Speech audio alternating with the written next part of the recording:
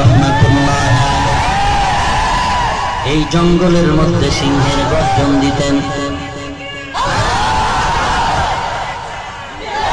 সময় কম ভাই, সময় কম। এই জঙ্গলের মধ্যে সিংহের গর্জন দিতেন। বাঘের বাচ্চা বাঘ, কাফনের কাপড় মাথায় পরিহিত গোলাম, চরমনায় জমিনে ঘুমন্ত সৈয়দ ফজলুল করিম রাহমাতুল্লাহ আলাইহি তিনিও বিদায় হয়ে গেলেন। এ জমিনের আরেক বাঘ বাইতুল মুকাররমের খতীব আল্লামা ওবায়দুল হক রাহমাতুল্লাহ আলাইহি এরা সব বিদায় নিলেন। সিংহ নাই, জঙ্গল খালি। এখন বুঝি কোরআনের বিরুদ্ধে কথা বলে পার পাবো, এখন বুঝি নবীর গালি দিলে মজা পাওয়া যাবে, এখন বুঝি ওয়াজের উপর 144 ধারা জারি করা যাবে। না, নবীর গালি দিয়ে পার পাওয়ার উপায় নাই। মনে করেছো সিংহের গর্জন জঙ্গলে নাই, মনে করিস না জঙ্গল খালি হয়ে গেছে। একটু হাতটা বাড়ায় দেখ, জঙ্গলের মধ্যে তুই পা বাড়ায় দেখ। এ জমিনে সিংহ নাই, ভুল কথা, ভুল কথা।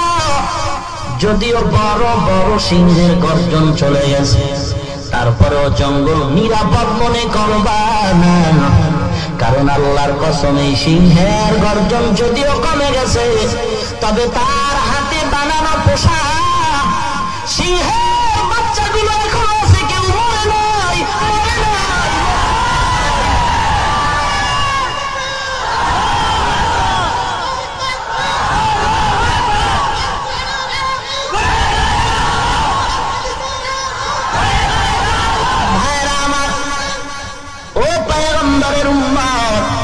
এ জঙ্গল নিরাপদ মনে করা যাবে না। বড়টার নামও সাপ, ছোটটার নামও সাপ। বড়টারে ধরা যায়, মারা যায়, ছোট সাপরে ধরাও যায় না, দেখাও যায় না, মারাও যায় না। সাপ ছোট হলেও ছোট না, একটা কামড় দিবে, বিষ্ণা মানের মন্ত্র শিখেও যা পাবি না।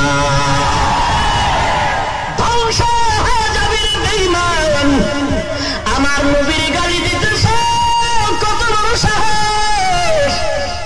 দলাদলি বুঝি না রে বাবা, আমি কোন পীরের দালালি করার জন্য ময়দানে ঘুরি না, আমি কোন দলের দালালি করার জন্য ময়দানে ঘুরি না রে বাবা।